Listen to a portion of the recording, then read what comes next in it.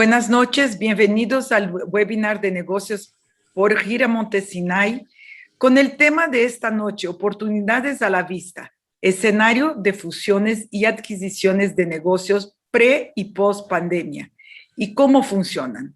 Hoy contamos con la presencia de dos maestros y emprendedores, Saúl Villa McDowell, director de fusión y adquisición Álvarez y Marsal, y Benito Reba Mayorjas, profesor del ITAM en finanzas corporativas, a quienes agradecemos mucho que nos acompañen en esta interesante plática. Ahora sí, paso la palabra al contador público, Emilio Penjos, nuestro moderador de hoy. Bienvenidos todos. Hola, muy buenas noches. Bienvenidos, Benito, Saúl. Es un gusto tenerlos en este foro. Tanto tiempo de estar planeando esta reunión, mi querido Benito, se nos hizo. Se nos hizo, así es. Pues bien, Saúl, tuve el gusto de conocerte aquí a través de Benito y tenemos un tema que yo creo que va a ser sumamente importante para el auditorio que nos ve. Yo creo que son preguntas que parecen muy complejas, fusiones y adquisiciones, pero creo que vamos a abordarlo de una manera en la que para todos es una cuestión diaria, para todos es una cuestión común y nos vamos a dar cuenta de la importancia del tema. Yo quisiera comenzar, Saúl, si nos puedes dar un poco de introducción. ¿Quién eres? ¿A qué te dedicas? Y ¿cuál es tu conocimiento respecto al tema de fusiones y adquisiciones? Adelante. Claro que sí, Emilio. Muchas gracias. Muchas gracias a Monte Sinai por la invitación. Gracias, Alicia. Gracias, Doris. Gracias, Marlene. Nuevamente, un gusto estar aquí con ustedes después de ya muchos años de haber convivido en temas de finanzas corporativas. Buenas noches a todos. Me presento brevemente, Emilio. Mi nombre es Saúl Villa. Yo llevo más de 30 años haciendo fusiones y adquisiciones, asesorando tanto compra como venta de empresas, asociaciones, levantando deuda, levantando capital. Empecé, curiosamente, vendiendo la empresa de mi familia. Era en los 70s, una empresa de formas continuas de computadora, de ese papel rayado verde y blanco que ya suena totalmente obsoleto y que por ahí todavía había algunas impresoras de carretilla. Ese fue mi primer venta, repito, por ahí de los 70s más o menos, y de ahí estuve 18 años en una small boutique que se llamaba Pablo Rión y Asociados, hoy se llama Rión M.A. Ahí fui socio durante 18 años y de ahí ingresé a KPMG para abrir la práctica precisamente de fusiones y adquisiciones, donde fui el socio a cargo de esta práctica. En septiembre de 2018 alcancé la edad estatutaria de jubilación, que son 60 años, y en estos Big Four a los 60 años te mandan a tu casa a jugar golf, ¿no? Me rescata Álvarez y Marsal. Llevo ya 2 años aquí. Álvarez y Marsal es una firma mundial especializada en reestructuras y en liquidaciones, que la más conocida de todas es la reestructura de Lehman Brothers, que seguimos con ella.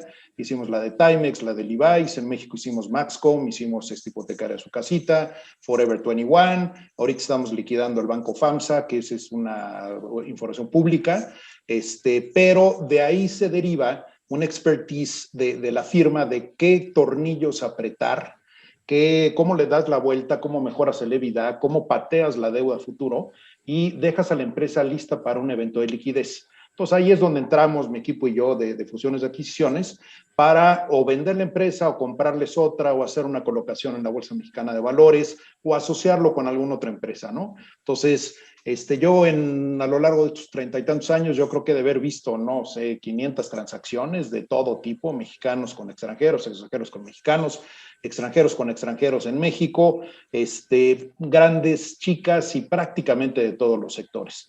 Esa es mi trayectoria en esto y espero pues seguir un rato largo porque el mercado está movidito, como ya lo vamos a seguir platicando, Emilio. Muchísimas gracias, Saúl. Bienvenido. Vamos a tener una plática increíble. Y ahora nuestro querido Benito, que es conocido un tanto más aquí con nuestro círculo. Platícanos un poco de tu trayectoria y de tu experiencia. Así es. Muchas gracias, Emilio. Muchas gracias por la invitación a todo Monte Sinai. Soy colega de Emilio, soy contador público. Estudié una maestría en contaduría pública en el ITAM y también tengo un Master of Accounting en Florida International University. Y en agosto de 1983, cuando terminé la carrera de contaduría, empecé a dar clases. Le pedí una oportunidad al profesor Porragas, que era el director de la carrera en el ITAM, que me dejara un grupo. y me presionó muchísimo. Me dijo, la das perfecta y es tu primer grupo y nunca, si no la das bien, no vuelves a tener. Y desde 1983 a la fecha, imparto clases en el ITAM, he impartido diplomados dentro del ITAM que hemos dado en conjunto con Montessinai, una experiencia maravillosa que logramos tener. Eso ya tengo un ratito, pero de ahí tengo grandes amigos. Coordino en el ITAM el diplomado en finanzas corporativas, doy la materia de contabilidad financiera en la maestría en negocios, doy la materia de combinación de negocios, lo que en inglés se llama business combination, que son fusiones y adquisiciones en las licenciaturas. Y esta parte académica que les platico es de tiempo parcial. Soy empresario, al igual que la gran mayoría de ustedes. Soy concesionario de PPG Comics. Tengo 3 tiendas de pinturas cómics aquí en el área metropolitana. Y los domingos vendo borriquitas turcas deliciosas. Y me encanta esto. Esa parte me gustó. Deberíamos hacer un webinar del tema de la venta de borrecas. Exactamente. Bienvenido, mi querido Benito. Me da gusto tenerte aquí en el foro. Bueno, lo primero necesito partir de una serie de definiciones, si me lo permiten. ¿Qué significa fusiones, adquisiciones, escisiones? Vamos a tratar de traer al público lo primero los conceptos, las definiciones de cada una de las cosas. Saúl, si me puedes ayudar un poquito con definir cada una de las cosas para poder con eso tener contexto en la plática. Claro que sí, Emilio. De manera muy práctica, muy simple, una fusión es cuando 2 o más empresas se juntan y de ellas nace una nueva, ¿no? Ahí la característica principal es que los socios que eran dueños en la proporción que fueran de la empresa A más la empresa B más la empresa D, hoy siguen siendo socios del nuevo ente resultante de esta fusión, evidentemente en proporciones diferentes, pero se mantienen los accionistas. Una adquisición es cuando una empresa va y compra otra, que puede ser parcial, puede ser total, pero a final de cuentas lo que hay es el pago a cambio de unas acciones y hoy yo soy accionista en el cuerpo de la composición accionaria de la empresa y si la adquisición es total, el dueño que vende pues sale. Generalmente hay un periodo de transición para que salga y la empresa adquirente toma el control de la empresa. Evidentemente, en medio de cualquiera de estas empresas, de estas transacciones, fusiones, lo contrario es una escisión, que de una empresa grande se dividen. Por ejemplo, la empresa telefónica de Estados Unidos, Bell, que de ahí era tan grande que las autoridades de competencia de Estados Unidos le pidieron que se separara y de ahí nace, es la Mama Bell, como se conocen, y viene South Bell y Western Bell y North Bell y etcétera, ¿no? Pero en todas ellas lo que hay de común denominador, pues primero es un acuerdo entre las partes y hay una cuestión económica en medio, ¿no? Donde es la parte pues complicada, difícil hasta cierto punto, donde ambas partes esperan darse la mano y salir de una transacción con una sonrisa y diciendo qué buen deal fue el que hice. Se dice muy fácil, la verdad es que es algo más bien complejo, pero lo que se busca a final de cuentas en una fusión, en una adquisición, Emilio, es generar valor para el accionista y hay muchas circunstancias de por qué alguien vendería su negocio y por qué alguien compraría otro negocio. Pero en términos generales es eso. Son acuerdos largos, son acuerdos complejos, son acuerdos caros, requiere normalmente de asesores externos terceros, especialistas en diferentes materias y no todas se llevan a cabo. Hay un porcentaje relativamente bajo de éxito de todas las transacciones, los deals que se inician y aquellos que culminan con la firma de un contrato. Y ya después te platico un poquito ya cuál es la experiencia una vez que se adquirió, si se resultó generar valor o se destruyó valor o qué fue lo que pasó. Pero en términos generales es eso. Gracias, Saúl. Benito, explícame un poquito qué problemática existe cuando a un empresario de tienda o de fábrica o que cree que estos conceptos de fusión y adquisición, escisión, está muy lejos de ello. Dame ejemplos o dame casos en donde puedas dar situaciones que has vivido en el caso donde se ha requerido hacer estos análisis previos a tomar una decisión. Así es. Excelente forma de abordarlo. Mira, anteriormente, hace muchos años, las empresas eran únicas. Una sola empresa era todóloga, fabricaba, distribuía, comercializaba, cobraba, tenía empleados, todo. Y a lo largo del tiempo se dan cuenta de que por más bien que quieran hacer las cosas, hay situaciones en las cuales tú no eres bueno en una cierta parte. Te voy a poner un ejemplo. A lo mejor una empresa distribuye y vende y fabrica sus productos, pero le falla el transporte para entregárselo al final, al cliente final. Y había una oportunidad, conoce al dueño de esa empresa y le ofrece. Le dice, oye, tú estás solito y vas muy bien, ganabas 10 millones de pesos al año, te voy a invertir el 60% de las acciones.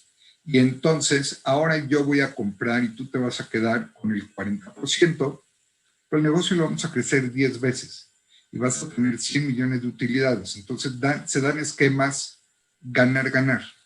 Ahora el anterior dueño de la empresa transportista gana 40 millones porque recibe 40% de los 100 millones de utilidad y el otro resolvió su problema de logística de transporte.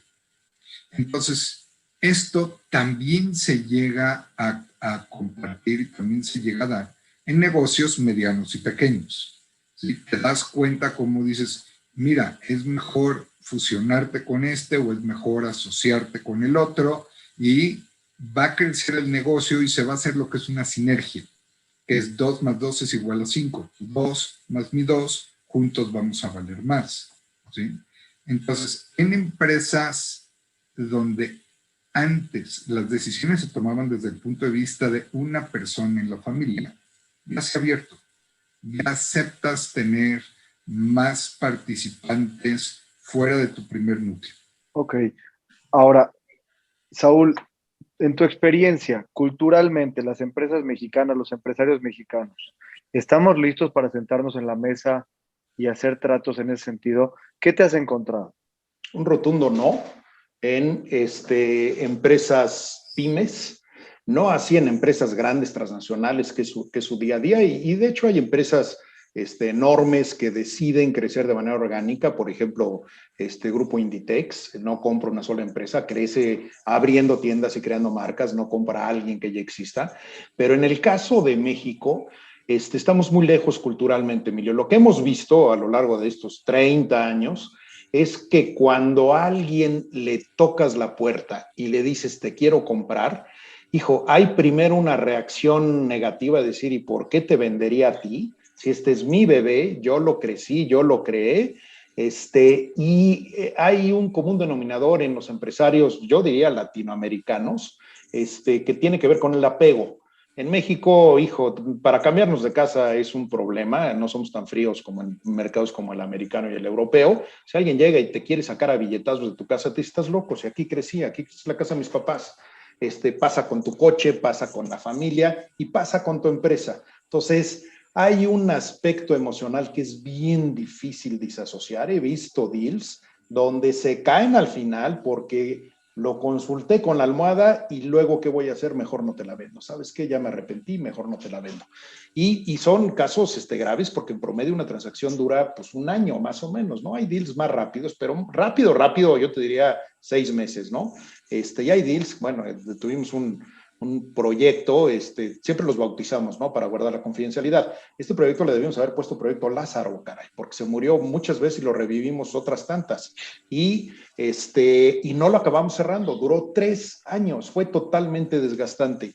No están preparados, tienen una contabilidad mal hecha, no auditan sus estados financieros, no tienen prácticas corporativas, no hay gobierno corporativo, eso claramente le resta de valor. Hay esquemas fiscales que distan mucho de la ortodoxia fiscal y eso complica las transacciones. Hay muchos miembros de la familia metidos en el cuerpo administrativo y a buen nivel que no necesariamente tienen el perfil correcto, ¿no? Entonces, es difícil. No quiero decir a todos, algo positivo es que hemos venido viendo cómo ha venido evolucionando. Cada vez hay empresas pequeñas que empiezan con el pie derecho, con un consejo, asignándose sueldos, no como si fuera el presidente de Google, sino de acuerdo al tamaño de la empresa, y que facilitan las cosas y que tienen una mentalidad de decir, ¿por qué voy a ser el dueño del 100% de mi negocio si puedo tener un socio que me agregue valor? Yo prefiero tener el 60% de algo que vale mucho más a ser el dueño del 100% de algo que vale mucho menos. Entonces, yo creo que en México todavía tenemos mucho camino que recorrer, pero a final de cuentas este camino de fusiones y adquisiciones crece año con año. Ahorita vamos a entrar un poco de qué está pasando en tiempos de COVID, que eso claramente frena todo esto, ¿no? Pero hijo, falta mucho. Yo te diría, hay muchos aspectos. Hay una especie de tabú que si suelto mayoría pierdo la empresa, y eso la verdad es que, pero para nada, cuando tú negocias las cláusulas de protección a los minoritarios correctas, puedes conservar el control, hombre. El señor Slim es dueño no del 51% de Telmex y pues maneja él la empresa, ¿no? O su cuerpo directivo. Igualito, hay fórmulas, hay esquemas, hay tipos de acciones donde no necesariamente es malo que pierdas la mayoría. Entonces, en empresas grandes es mucho más fácil. Yo te diría, nosotros preferimos tomar un deal grandote que un deal chiquito porque se nos facilita todo, tienes estados financieros auditados, las cosas funcionan, pides información, está luego. De otra manera, pues te tardas más, ¿no? Aunque llegas a acuerdos finales y es, pues, bueno para ambas partes, por lo menos es lo que creen cuando firman. Ya después, las cosas no resultan tan bien para uno o para otro. Ahora, eso es con respecto a juntar la información, evaluarla y encontrar una manera. Pero, ¿cómo haces, Benito, que se sienten las partes y tengan esta parte de entendimiento y se puedan poner con claridad cuáles son los intereses que persiguen? Hijos, esto es muy, muy importante. Y normalmente la gente cuando te dice, ay, te tengo que enseñar mis números y tengo que mostrar mis estados financieros, cuando tú les ofreces que les vas a dar realmente una buena asesoría, les tienes que decir, a mí cuéntame la verdad. Ya sé que tú aquí le metes gastos a tu negocio y estos gastos usas para mantener a la familia o tienes por el otro lado un aspecto fiscal y tratas de defender cuando mucho el pago de los impuestos. A mí platícame cómo están. Entonces te sacan sus estados financieros, Emilio, y son diferentes a la realidad. Entonces, la labor mía, una de las grandes labores que trato de hacer es, vamos a normalizarlos, vamos a ver, dime cuáles son las ventas reales, cuáles son los costos reales, cuánto tienes, cuánto debes, cuánto vale esto. Y empiezan a tomar una realidad de las cosas. La segunda cosa muy importante es, sí, pero mi negocio vale más. O sea, lo que dicen mis libros, lo que yo quiero, lo que mi negocio vale, vale muchísimo más. Vamos buscando realmente si hay activos intangibles, si tienes marcas, si tienes procesos, si tienes procedimientos, qué es de lo que más dices que vales, ¿correcto? Y hay cosas que de repente la gente no sabe que lo tiene, ¿sí? Te puedo platicar una anécdota rapidísima. Cuando en Comex, en Pinturas Comex, se llegó pronósticos deportivos, llegó con la familia y les dijo, oigan, queremos poner las máquinas de pronósticos dentro de las tiendas. Es que hicimos un estudio de mercado y buscamos qué hay en ciudades, todas las ciudades de México de más de 50,000 habitantes, que sean de una sola marca. Y encontraron tres cosas. Encontraron gasolinera Pemex, paletería La Michoacana y pinturas Comex. Y obvio, querían, con las gasolineras Pemex no podían tener un deal para ahí vender los pronósticos. Y cuando hicieron el estudio con la paletería Michoacana, dijeron, no nos conviene porque la gente va a comprar una paleta y con el cambio de 10 pesos no tiene poder adquisitivo para un pronóstico. Pero con Comex, si van, compran una cubeta de pintura, entregan un billete de 500, entonces con el cambio que les da, sí se compran un pronóstico. Estaban todas las condiciones ideales. ¿Por qué? Porque En ese momento sí había tiendas de pinturas en todas las ciudades de más de 50,000 habitantes. ¿Qué dijo Comex? ¿Qué dijo Comex? No, no. ¿Por qué? Porque me vas a distraer de mi core business. Yo me dedico a vender pinturas.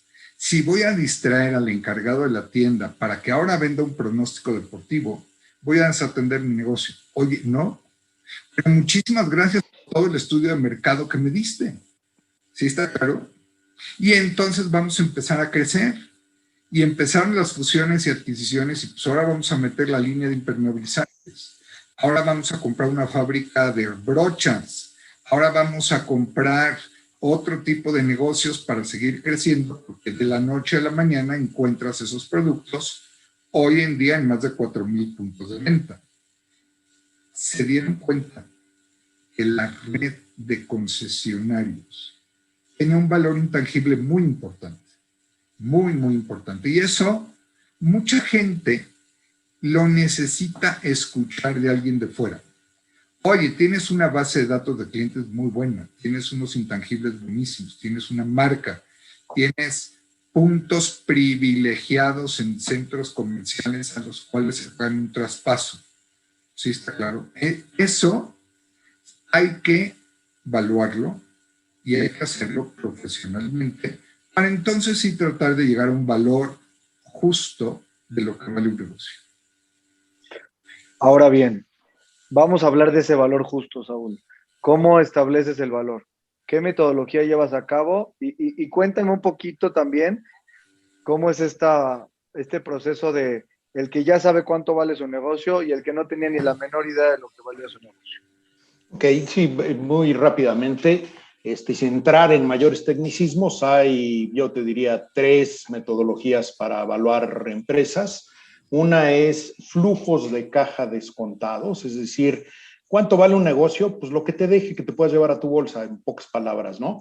Y como tú eres el dueño de una empresa que va a vivir muchos años, es la suma de todo lo que le puedas jalar a tu empresa, y hay de manera ortodoxa, es decir, vía pago de dividendos, kosher, o hay pues yo me asigno un sueldo y meto todos los gastos de mi familia y todo, y el objetivo es el mismo, es pues jalar dinero de mi empresa, y se vale. No es ilegal eso, pero no es correcto. ¿Por qué? Porque le está restando valor a tu empresa, ¿no? Entonces, tú proyectas la capacidad que tiene un negocio de generar flujos de efectivo a futuro, y lo traes a valor presente descontándoles una tasa que refleje el riesgo de esos flujos.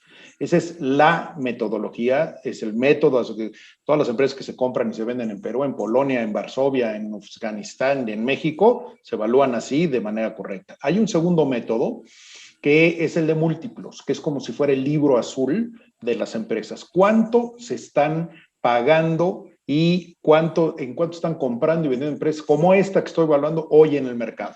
Y eso te da un valor de referencia. Haz de cuenta que vas a vender tu coche, bueno, pues comparas en cuánto están los coches del mismo modelo, del mismo año, hoy en el mercado. Y la combinación de estas 2 metodologías te permite ubicar un rango de valor.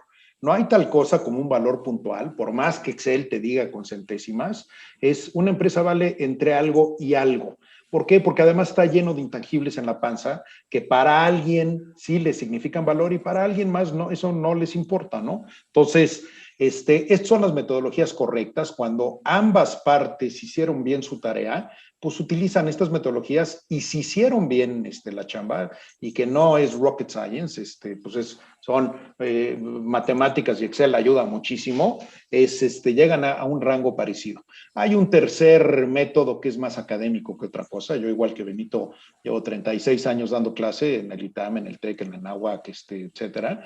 Y eso se ve en los pizarrones de las escuelas, que se llama opciones reales, que es un método mucho más complejo, pero en mis 30 años nunca he visto una evaluación de una empresa con fines transaccionales que se evalúe por opciones reales. La verdad es que el mercado es muchísimo más práctico, más simple, más racional que eso, ¿no? Y yo agregaría un cuarto método, que es Pregúntale al dueño de su empresa cuánto cree que vale, sácale raíz cúbica y por ahí vas a llegar más o menos, ¿no? O sea, la gente cree que su empresa pues vale igual que Amazon o que vale Google y tú dices, maestro, pues con todo respeto, eres mucho más chiquito, y no vales eso, ¿no? Entonces, ese es uno de los conflictos que tenemos cuando nos sentamos con un dueño de su empresa, es aterrizarlo en el valor. Y lo que normalmente hacemos es terminemos una evaluación, hagamos una parada. Si no te gusta el valor que se vale, tú eres el dueño del balón, tú sabes si lo prestas,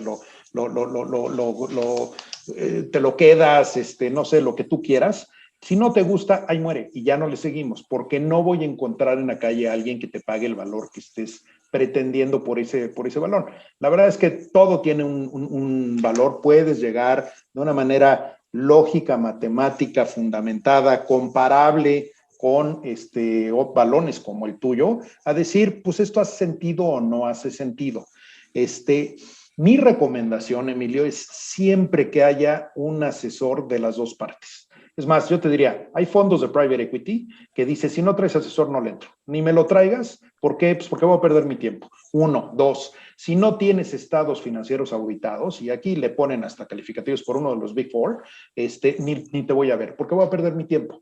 Y eso, pues, lo has aprendido a lo largo de los años y a base, pues, de estar con experiencias donde le inviertes un tiempal y cuando llegues a lo que Benito decía, de que es normalizar el verdadero flujo de la empresa, eso le llamamos técnicamente quality of earnings, es decir, contratas un auditor que te diga si el EBITDA de la empresa sí es, ¿no? De acuerdo a normas contables, de acuerdo a que los ingresos sí son ingresos, que los gastos de la empresa sí sean de la empresa y no que estén llenos de paja de otros gastos que el dueño decidió meterlos y se vale, repito, es bien difícil llegar a un acuerdo. Un asesor tercero, pues es alguien que pues va a evaluar y que ya sabe hacer esto y que él pues se llevará una comisión si compras y vende y lo que quieras, pero no es su empresa. Entonces es un cuate mucho más objetivo y es un cuate con el que puedes platicar en el mismo idioma. Evidentemente la decisión es del dueño, ¿no? Tú preguntabas ahorita, Benito, ¿cómo los sientas a una mesa y cómo los pones de acuerdo?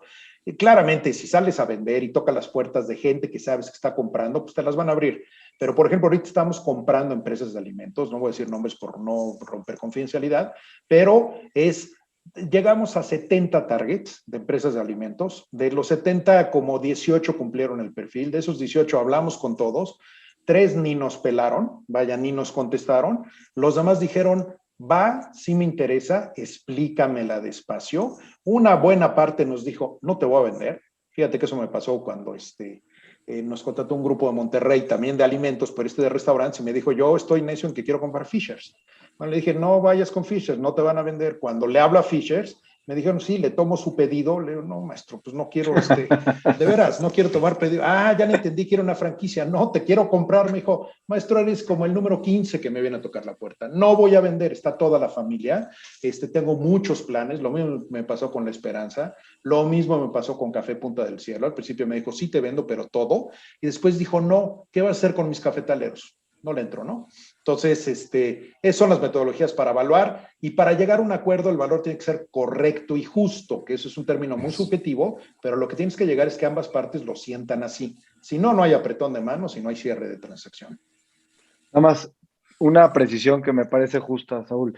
Comentaste de Amazon y de Google, inclusive podemos subir a Tesla en ese paquete, pero tampoco el valor que dice valer, sabemos realmente si es el valor. La gente está comprando la acción y en la metodología que es de flujos de la cual estás hablando tú, que es la que te permitiría saber realmente el valor de la empresa, contra el valor de mercado también tiene una incongruencia impresionante. Entonces, quizás, aunque fueras del tamaño de esa empresa, no tienes la justicia que estás hablando tú entre los flujos y la realidad, ¿no? De acuerdo. Benito, y ya ya hablamos de valor, ya hablamos de metodologías, necesitamos hablar de momentos. ¿Cuáles son los tiempos en los que uno debe de comprar y uno debe de vender las empresas? ¿Cuál sería el timing? Buenísima pregunta. Internamente la familia tiene que reconocer que hay un momento en donde la empresa familiar ya creció, ya los que la fundaron ya están prácticamente de presidentes honorarios, luego sigue la siguiente generación, pero luego vienen ya la tercera generación y dices, hijo, yo creo que ya es buen momento de vender la empresa o de reestructurarla o de hacer algo.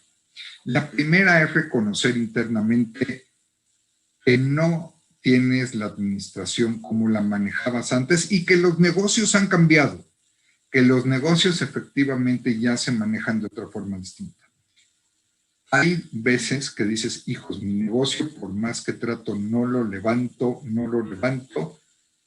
y llega alguien que te ofrece billetazos, ¿sí? Y ese que te ofrece billetes es el que dice, y yo sí veo potencial en este negocio, con que le inyecte esta lana, se va. Y hay veces se tiene lo que es esa ceguera de taller de no ver nuevos negocios, no ver oportunidades, etcétera. Y entonces también es buen momento de decir, ya hay que vender. La otra, desgraciadamente, Emilio, viene por fallecimientos o rupturas familiares. ¿Sí? Ha habido casos en donde dices, hijos, de repente falleció el principal accionista y las reglas no están muy claras, la viuda se siente con el dinero y dice, ahora a mí me toca toda la lana, y entonces, espérate, ¿por qué no vendes el negocio? Quítate ese problema, vende el negocio, y si necesitas la ayuda de alguien para que le ponga un valor justo, un valor lo que Saúl decía. Entonces, un momento es reconocer que ya no estás al frente del negocio como estabas. 2, la coyuntura familiar que te está diciendo no está funcionando, vende el negocio. Y 3, puede ser algún cambio importante en los accionistas, desgraciadamente por fallecimiento. Pudieran ser momentos en que te simbran. No es fácil. Emilio, créeme que darte cuenta, decir, hijos, hay que vender el negocio, no es nada fácil. Como dijo Saúl, lo lleva toda la familia, lleva toda la vida. ¿Por qué voy a pensar en eso? No, es buen momento. Y esta pregunta se las lanzo a los dos. Y para comprar, pues es todo el optimismo del mundo. O sea, es una visión completamente distinta de la que acabas de plantear. No sé, Saúl, si quieres acotar sobre esa parte de cuándo comprar. Pero por supuesto, el principal móvil de una empresa que compra otra es porque cree que le va a ir bien y está metido en un ambiente optimista. Claramente, después de 2018, 2020, México, 1995, años trágicos después a una debacle financiera importante, pues el mundo de las fusiones de adquisición se cerró porque la gente no esperaba que le fuera bien. Es decir, yo ahorita, si pretendo comprar un hotel de ciudad, pues bueno, me va a costar mucho trabajo, ¿no? Entonces, el optimismo es lo que mueve a todo. Y yo compro una empresa porque yo creo que esta empresita como está, yo grandote con todo mi know-how, mi marketing, etcétera, etcétera, pues lo voy a hacer mucho más grande. Y la verdad es que eso no sucede en todas las veces. Déjame decirte una estadística. De cada 10 transacciones, 6 transacciones, en lugar de haber generado valor, destruyeron valor. Es decir, hicieron más pobre a quien lo compró que haberlo comprado y se arrepintieron toda su vida. Y esto está documentadísimo y ejemplo clarísimo. Es el Daimler Mercedes-Benz que compra Chrysler, lo compró en $32,000 millones y 20 años después lo vendió en 7,000. Y esos, bueno, ahí perdió todo el dinero del mundo, ¿no? Los bancos en México privatizados en 95 los vendieron en cacahuates. La gran mayoría de las transacciones te hacen pobre, te hacen más pobre. Y hay como un paradigma ahí totalmente contrastante que dices, oye, pues entonces ya no compro, ¿no? Pues si la estadística no me favorece, es un proceso lento, complejo, tengo que traer unos abogados que me van a arrancar un brazo de los honorarios y los financieros y fiscalistas y etcétera, etcétera. Yo te diría, lo que mueve al mundo es que cuando le pegan y la sacan del parque, les da para que fallen no 7, les da para que fallen 70 y no pasa nada porque les generan un valor brutal. ¿Cuándo es momento de comprar? Eso lo define el Consejo de Administración porque es una cuestión de estrategia. Y el consejo dice, ¿dónde estás parado? ¿Hacia dónde vamos? ¿Cuál es el entorno? ¿Cómo se está moviendo esto? Y lo que más te conviene es salir y comprar, asociarte, vender, escindir esta parte de tu negocio y lo que sea. La dirección general y el CFO son los encargados de implementarlo. y quien autoriza la compra pues son los accionistas, ¿no? Entonces, ¿cuándo es momento de vender? Yo te diría, cuando tu empresa esté en lo más alto, no cuando esté abajo. O sea, de repente me llegan clientes y me dicen, yo me voy a vender mi empresa porque ya tronó. Le digo, pues maestro, lo que me estás pidiendo es que encuentre a alguien más burro que tú, que se quede en tu lugar, que te estás hundiendo y que a ti te salve. Eso no pasa. El mercado no piensa así, el mundo no piensa así.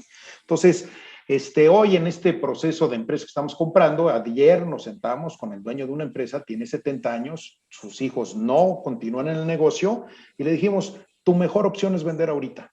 ¿Por qué? Pues porque tu planta está en Cuautitlán. Digo, vas a seguir yendo a tus 70 años a Cuautitlán, el riesgo del COVID, etcétera, etcétera.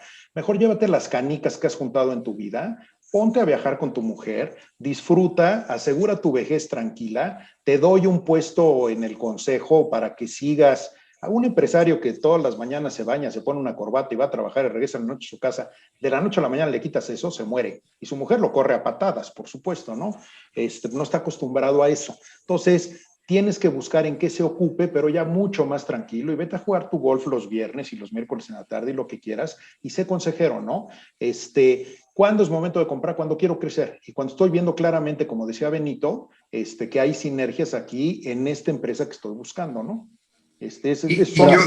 Yo agregaría nada más lo siguiente, el que sale a comprar es porque sí vio el negocio, le entiende y cree que lo sabe hacer mejor que el que está actualmente adentro.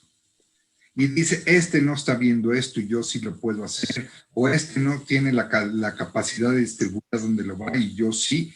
Internamente, dentro de lo que estás pensando, siempre vas a pensar que lo estás viendo mucho mejor que en tus manos, ese negocio estaría mucho mejor. Y por eso te atreves a comprar.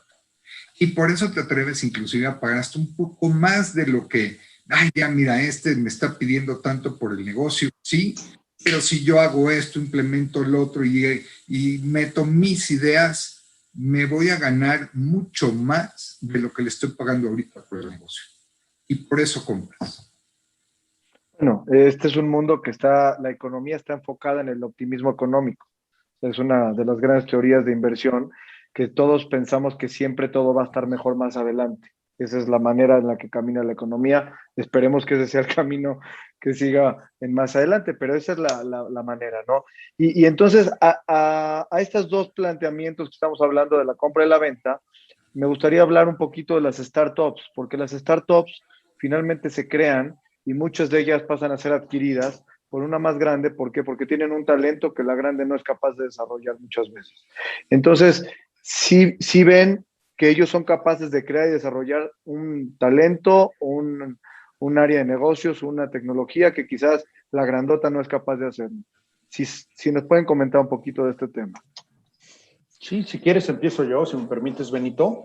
Adelante. Una startup ya hizo un business plan que estuvo aprobado, a lo mejor probó con algunas consultorías la demanda que está pensando que va a pasar, tiene unas proyecciones de un business plan muy sólido, pero el startup no ha sido probado, es decir, no está todavía en la calle y la calle te termina de afinar muchas de las ideas que tenías. Es decir, cuando tú pensabas que esto iba a ir muy bien, pues de repente te das cuenta que el mercado, por la razón que quieras, no lo tomó bien y algo que pensabas que no iba a jalar tanto, bueno, pues resultó ser la estrella de esto.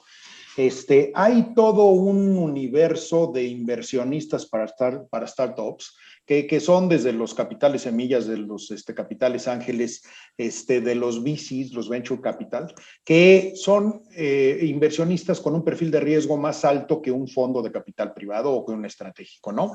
Que le entienden claramente cuáles son los most de una startup para que yo invierta y que muy rápidamente desechan las muchas oportunidades que les llegan todos los días porque dice esto no va para ningún lado y de repente se encuentran unas joyitas por ahí que dice vamos a invertirles. Déjame decirte que aquí el porcentaje de bateo, platicando con un amigo mío de un VC, decía de cada 10 transacciones, 8 perdimos el dinero completamente y el modelo sonaba perfecto. Pero pues algo pasa que no funciona. Ahora, de esas dos que le pegamos, pues esperamos que se conviertan en un Kavak, que sean un unicornio, y a veces le pegan sólidamente. La evaluación, Emilio, de un startup es totalmente diferente. No tienes historia que te permita fundamentar tus flujos futuros y todas tus proyecciones van a ser wishy-washy. Y todo lo que tú dices, Emilio, de que la economía se basa en una teoría de optimismo, se ve clarísimamente reflejada en las proyecciones. Nunca he visto una proyección fea. Todo es bonito, todo crece, todo se mejora, todo gana. Ya hay unos hockey sticks divinos ahí en todas las proyecciones, ¿no? Me da risa cuando yo veo mis modelos después de 5 o 10 años y digo, bueno, pero ¿en qué estaba yo pensando cuando proyecté esto, no? Bueno, yo me precio de que medio entiendo de esto y que le meto haircuts por todos lados a las proyecciones y que hago escenarios en el worst case, etcétera, etcétera, ¿no? Un startup se evalúa en función de en cuánto crees que puedes pasarle la papa caliente rápido al que sigue. Ese es un mercado activísimo, la lana se está yendo hacia allá, sobre todo a fintechs, a empresas de tecnología, y lo que hay son unas valuaciones, como tú ahorita bien calificaste, que a veces salen de la racionalidad. Pero si yo le invierto poco, lo que espero es esta participación accionaria, poderla colocar a 5, 6, 10, 15 veces más alta, ¿no? Y llega un momento, yo creo, yo soy bastante racional, que el flujo de efectivo no te da y tienes que reinventar el negocio. Eso pasó con Amazon al principio, estuvo valuado con flujos negativos enorme, todo el valor estaba en la perpetuidad y yo siempre dije, lo que estás comprando es aire, esta empresa no te genera un quinto en los siguientes 10 años y todo el valor está en la perpetuidad. La verdad es que eso pasa pues en Amazon, ¿no? No pasa cuántas empresas tronaron en los 90s, a finales de los 90s, que tenían unos modelos de negocio que se veían padrísimos. Yo tengo amigos que dejaron unos puestotes en Citibank y se vinieron a poner el sitio de internet de manejo de fiestas infantiles de niños, ¿no? De niños y niñas de cierta característica. Pues maestro, el mercado los ubica muy rápidamente.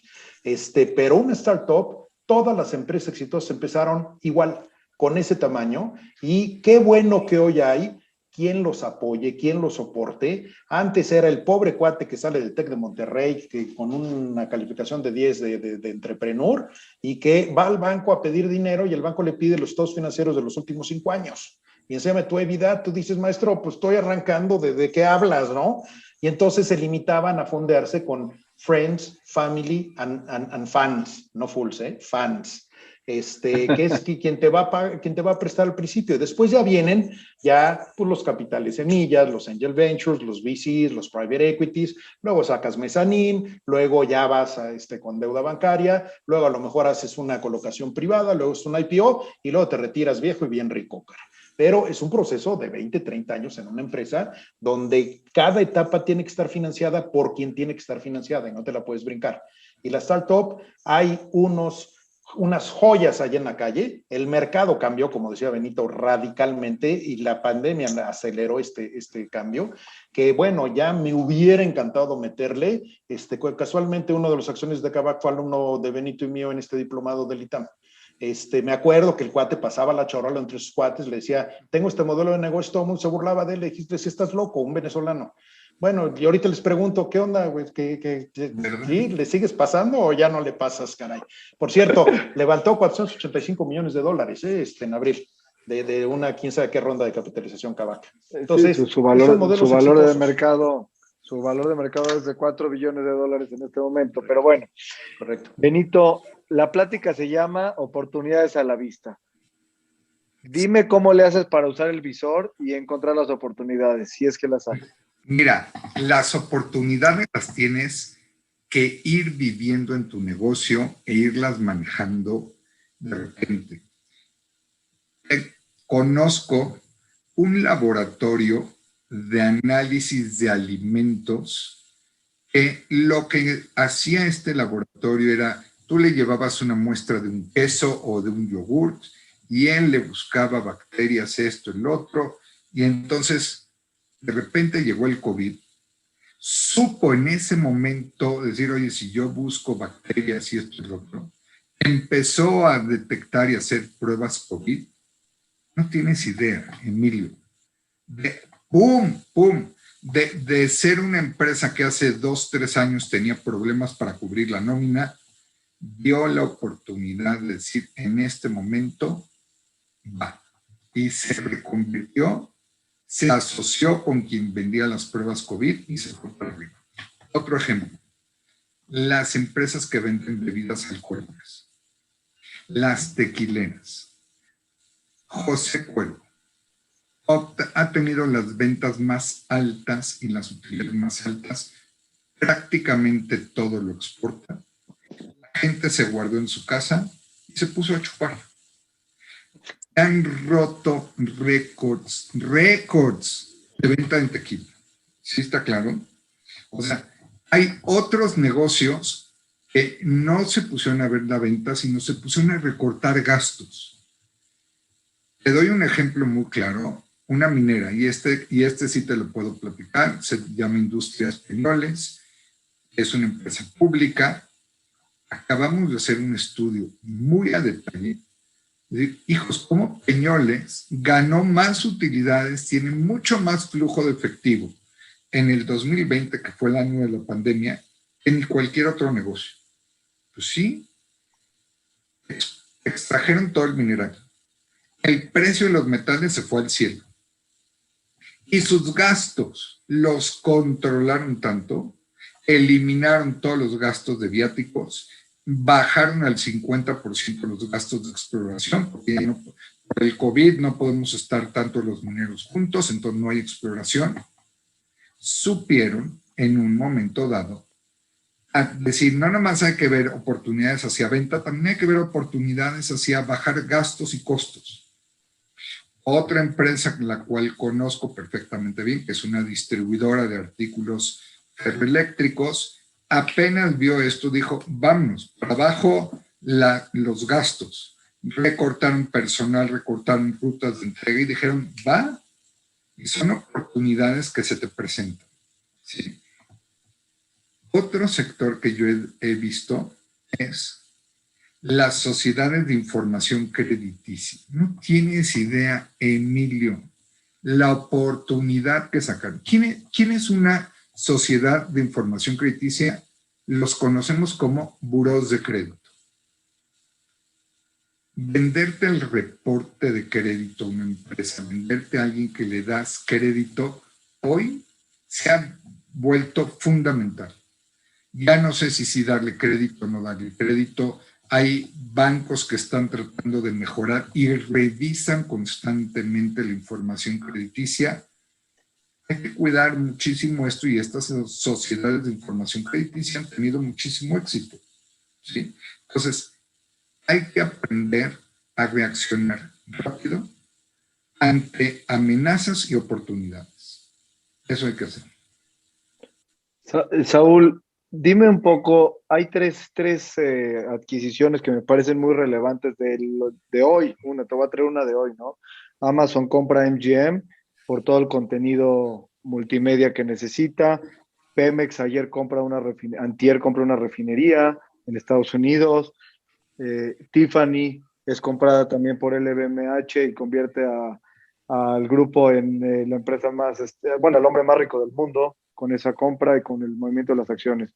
Ahí hay tres movimientos, los tres muy distintos por razones muy diversas y que se hacen, también quizás para el público que lo está viendo estoy hablando de cosas muy, muy grandes, ¿no? Tres gigantescas cosas que están haciendo las compras, pero ¿cómo se visualiza y cómo observas tú este momentum que estamos viviendo post-COVID en términos de compra de empresas? Mira, en general el valor de las empresas está cayendo por razones obvias, es decir, 2020 fue un muy mal año para la gran mayoría de los sectores, salvo sus contadas excepciones que les benefició, como todo el delivery, todas las comidas de entrega a casa, vi que rompieron récords todos los chavos jugando Xbox y cuestiones de ese tipo, que todo tenía que ver con el encierro. Ahorita ya Benito decía del chupe, ¿no? Pero todos los demás, los flujos cayeron y pues las empresas cayeron de valor. Y entonces hay sectores muy, muy golpeados ahí que pues van a tardar años en recuperarse. Entonces, en época de crisis son épocas de grandes oportunidades donde tú puedes llegar a comprar barato, consolidarte y ser el rey de ese mercado a futuro, engordar el camello y luego venderlo y venderlo mucho más caro.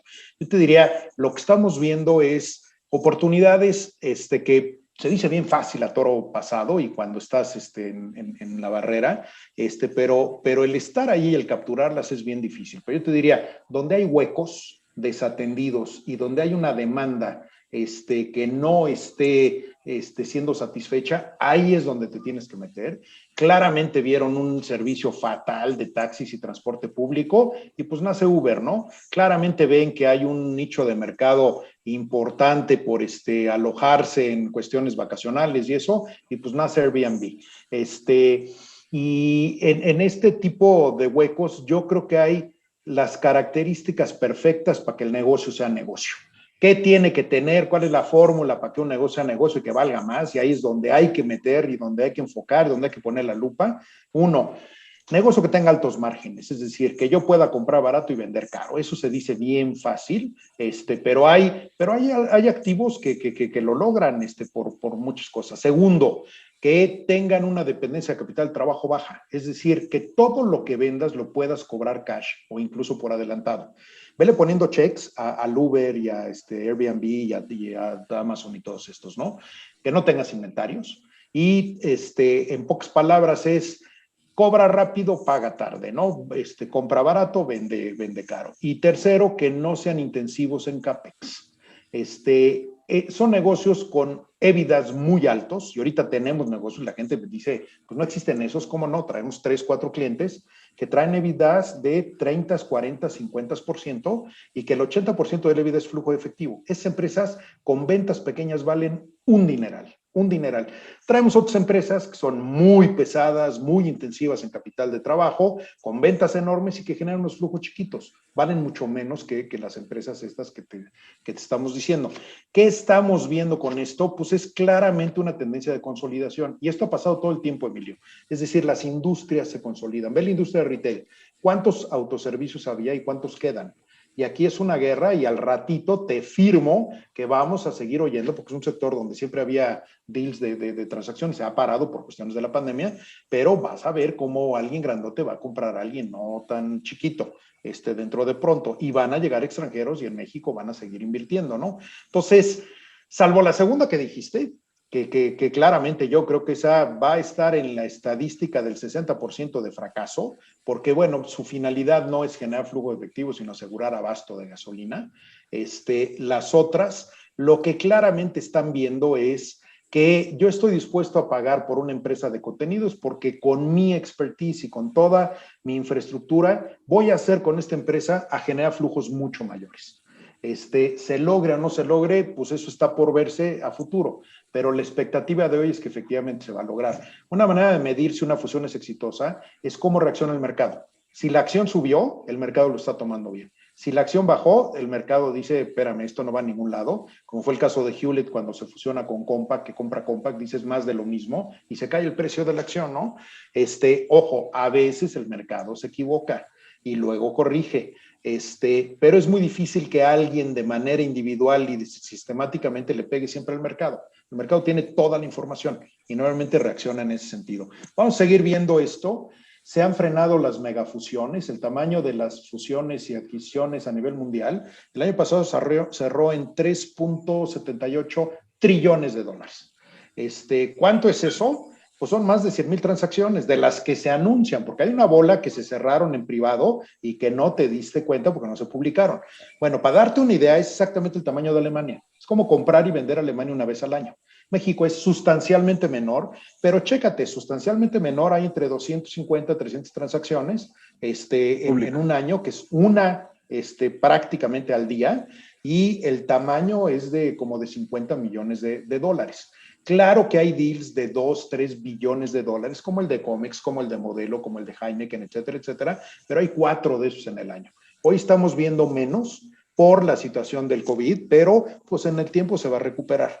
Vamos a seguir viendo cuestiones de ese tipo. Esta parte de entertainment es fundamental. La gente está gastando en esta parte y está buscando maneras diferentes de entretenerse que ya no es el tradicional de manera física, ¿no? Entonces, yo creo que la primera y la tercera son transacciones perfectamente explicables y que van a seguir, van a continuar por ahí.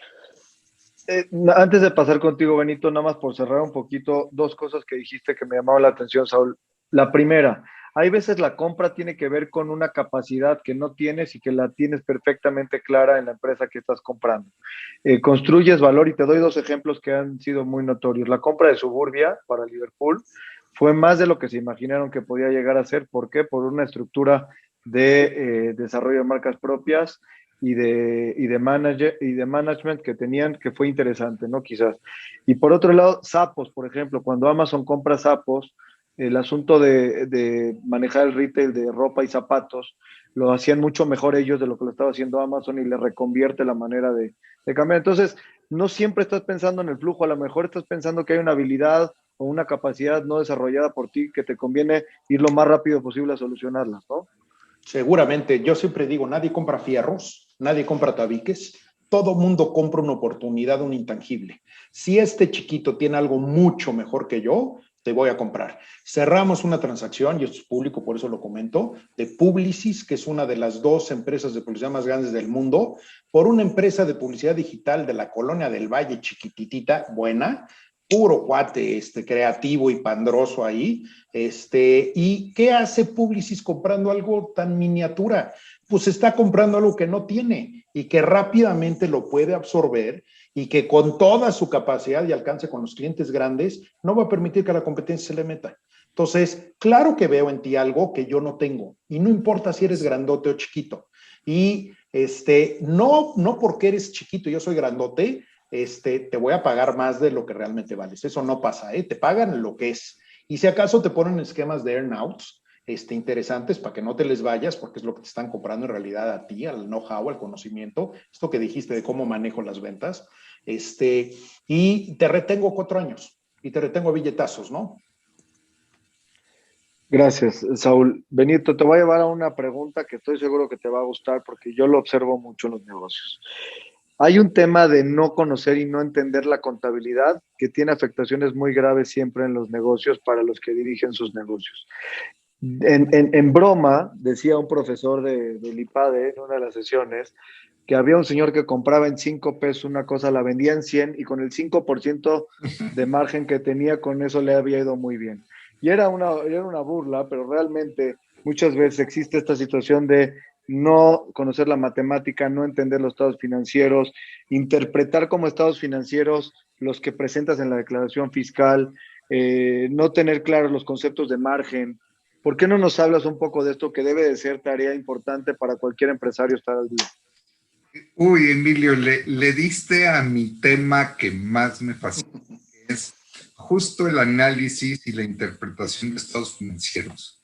Y de veras es tan importante que lo conozca desde el director general y los principales directores, porque justo lo que dicen, yo compro en 5, vendo en 100, pero luego no te das cuenta que hay un financiamiento a largo plazo y que estás pagando, o que estás comprando inventarios que a la larga se vuelven obsoletos, o que estás teniendo una inversión en activos que no estás depreciando correctamente. Debes de tener unos estados financieros que reflejen la información de tu empresa. Y sobre esos estados financieros, analizarlos, interpretarlos y tomar buenas decisiones. Y entonces empezar a ver cómo me estoy financiando. Me está costando la parte que me estoy financiando. Analizar, por ejemplo, la inversión que tengas en tus activos, ver si no hay deterioro en el valor de esos activos de larga duración, ser realista. Y entonces, mes a mes, estar calculando tus razones financieras, estar vigilando lo que son los ROA, los ROS, los Return on Equities, y estar analizando información financiera para que puedas reaccionar y tomar decisiones en el momento indicado. ¿Cuántos, Emilio, no sabemos de empresarios que manejan su negocio con la chequera? Sobró dinero en la chequera, gané. No tengo dinero en la chequera, no va tan bien mi negocio. Y no saben realmente que hay unos flujos de efectivo, que hay un ciclo de operaciones de efectivo, que lo puedes ver y estudiar a través de los estados financieros y entonces sí tener una información que te ayude a tomar decisiones. Lo que debes de hacer con tu información financiera es eso. que te ayude a tomar decisiones. ¿Sí? Gracias, Benito. Saúl, creo que querías hacer una acotación al tema. Sí, nada más decirte que es de relevancia total que tu contabilidad esté de acuerdo a todos los principios y normas, porque luego tienes casos como el de Enron, tienes casos como el de Alfa Credit, no quiero pisar callos a nadie, pero por registros contables equivocados, no solamente te afectas a ti, sino afectas a todo el mercado que te rodea. Y te llevas entre las patas a tus peers que están por allá. Entonces es fundamental tener primero un contador de adeveras, un CFO de adeveras, y que te audite un tercero totalmente independiente que sepa y que te diga, espérame, este registro está equivocado. En materia de fusiones y adquisiciones, hay ajustes al precio todo el tiempo, Emilio, porque hay registros equivocados que no están de acuerdo a NIFS. Ni a US GAPs, ¿no? Si tiene que ver con Estados Unidos. Eso es lo que quería contar. Muchas gracias. Y acercándonos ya al final de la plática, que ha sido bastante buena, Benito, yo creo que si podemos tocar aquí el tema, hay gente que me está pidiendo retomar un poquito el asunto de la evaluación. Saúl nos explicó un poco, pero cuéntanos un poco en experiencias que has vivido tú, cosas que te han permitido demostrar cuál es el valor cuando la gente cree que vale mucho y le pudiste demostrar que no era así, o gente que tenía algo que no se había dado cuenta realmente lo que valía para poder llevar a cabo una transacción. Y en ese sentido, quiero que lo dirijas un poco a quizás en temas familiares en donde tienen que determinar si se sale un socio, si se queda un socio, o de alguna manera tomar decisiones para el futuro de la familia. Gracias. Qué buen approach, porque lo que hay que ver es sentarse y revisar todos los números reales de la empresa. Y a lo mejor lo que uno dice que tienen cuentas por cobrar y que son clientes que sí va a cobrar, esos clientes ya no te van a pagar. Lo que tienes en saldo en inventarios, y tú dices, es que mira toda mi bodega y toda la mercancía que tengo, puedes tener un montón de obsoletos que ya no sirven y que si alguien compra o alguien vende los va a agarrar y los va a tirar a la basura. Tienes que tener muy claro cuál es tu inversión que tienes en las propiedades, planta y equipo, porque dices, sí, pues yo tengo estas inversiones y te das cuenta que los camiones que tienes ya prácticamente no sirven de nada y entonces empiezas a hacer las cuentas, limpiar perfectamente bien tu balance. Ya que hiciste esto, ahora sí, ver los flujos futuros que te va a generar la empresa. ¿Qué estoy dejando?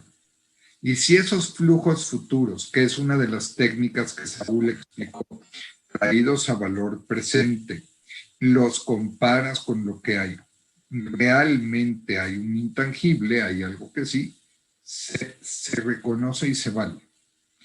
Si no, no lo hay. Y hay activos intangibles que tenías que hoy, por la pandemia, han perdido valor. ¿Sí? Mucha gente decía, es que yo tengo negocios en centros comerciales.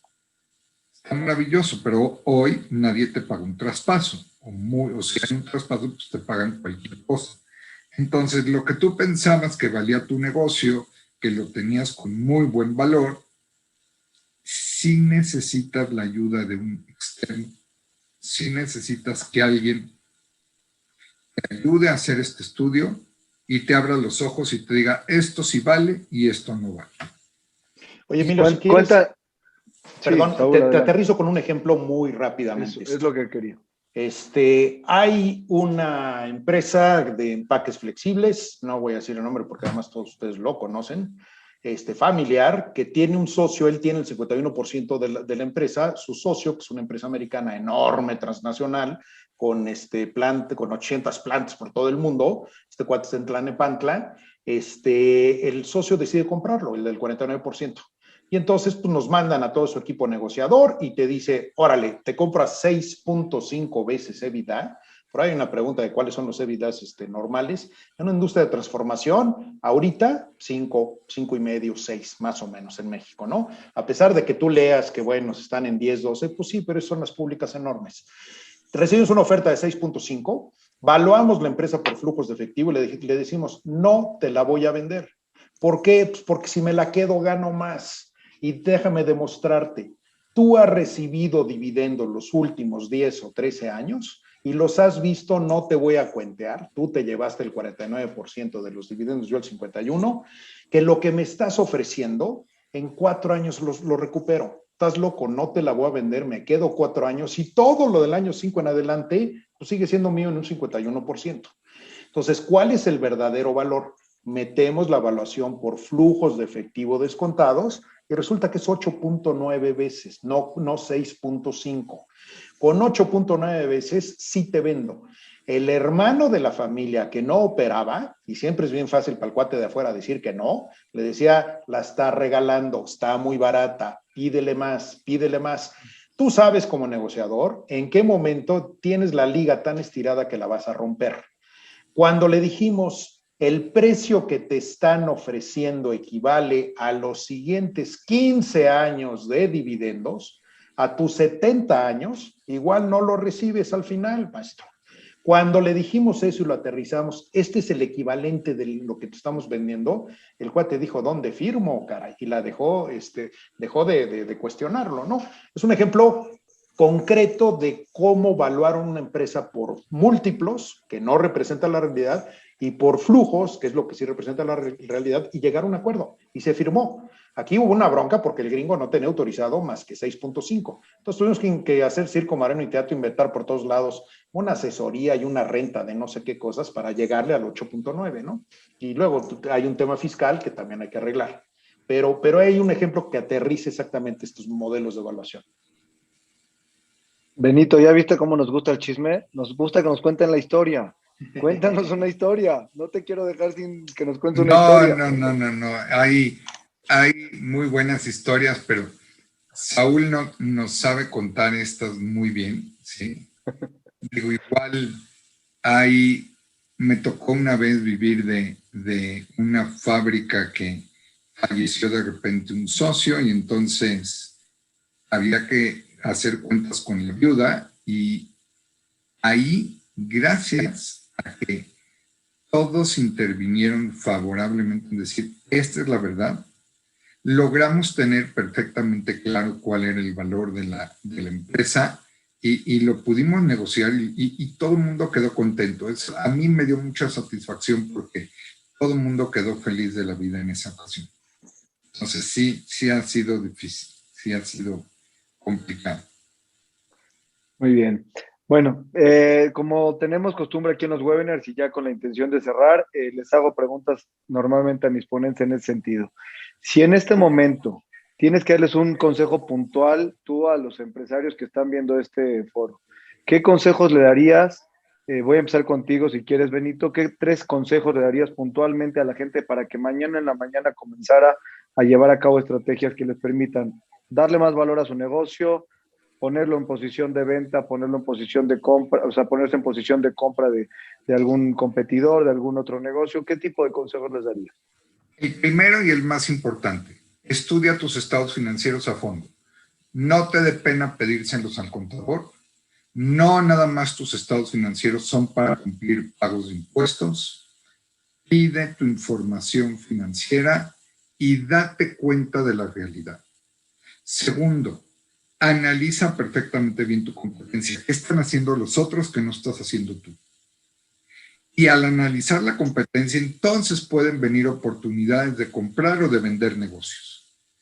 Pero sí es muy importante, mañana, lleguen a la oficina, pidan los estados financieros y pidan que se los expliquen a detalle. Y te vas a enterar de cosas que a lo mejor no habías visto con lupa. Y es muy importante que los tengas. Y eso te va a abrir mucho los ojos. Muchísimo. Perfecto.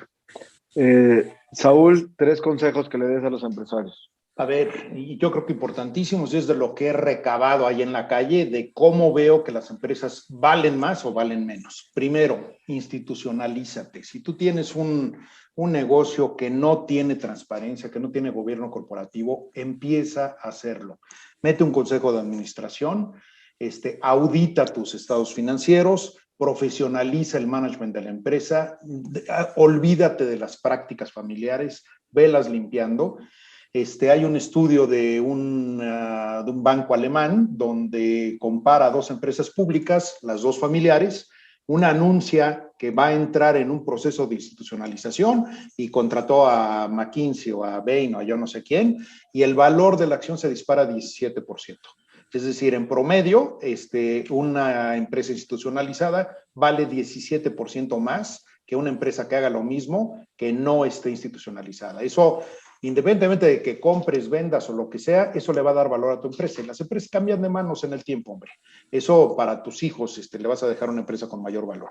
Segundo, para darle valor, que es una chulada aquí en México, y tienes que tener el tamaño y tienes que tener las características para eso, que puedes accesar, no tienes que ser un monstruo de empresa. Considera incorporar a capital privado a tu negocio. Cuando yo estaba en KPMG, la MEXCAP, que es la Asociación Mexicana de Fondos de Capital Privado, nos contrataba para documentar casos de éxito.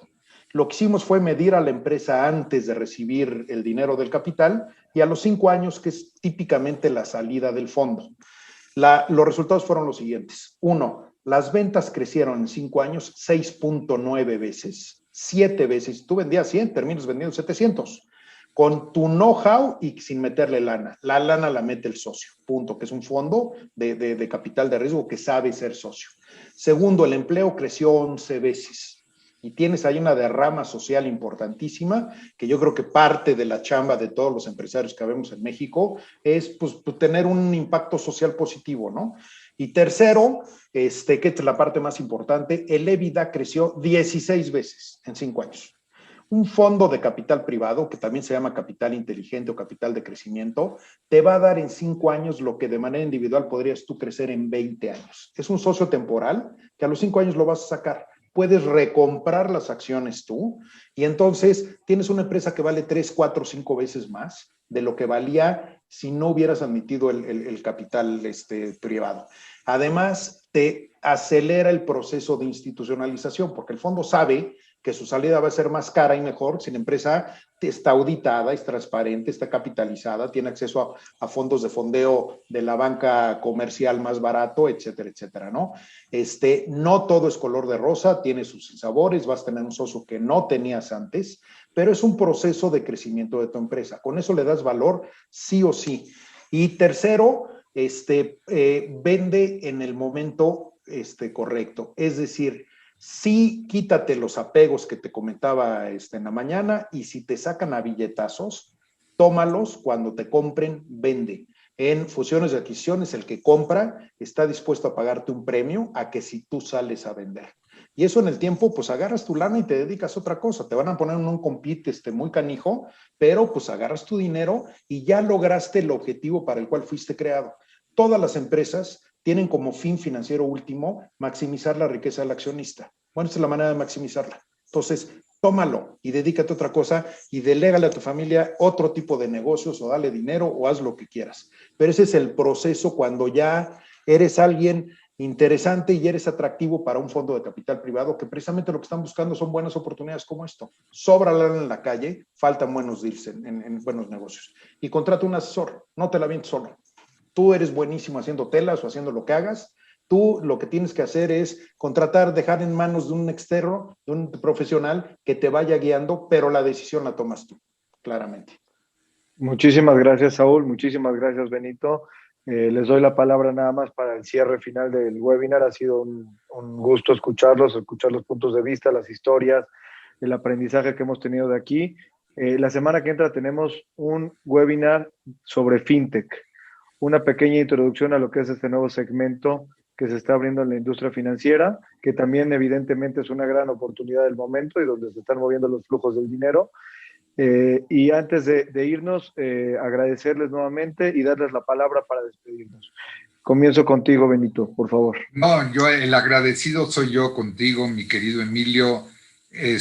Mi admiración para ti porque has logrado con esto un webinar en donde nos traes atentos todos los miércoles, todas las semanas. Nos gusta saber cuál es el nuevo tema que vas a tratar. Siempre son muy interesantes Muchas gracias por la oportunidad de estar contigo aquí y les quiero mandar un gran saludo a todos los que estuvieron atentos a esta plática y estoy seguro que si algo de aquí lo pueden aplicar a partir del día de mañana, con eso yo me siento totalmente satisfecho. Muchas gracias, Benito. Muchas gracias. Saúl. Igualmente, Emilio, muchas gracias por la oportunidad. Gracias a Monte Sinai por volvernos a invitar a participar aquí con todos ustedes. En el foro hay muchos amigos, incluso clientes.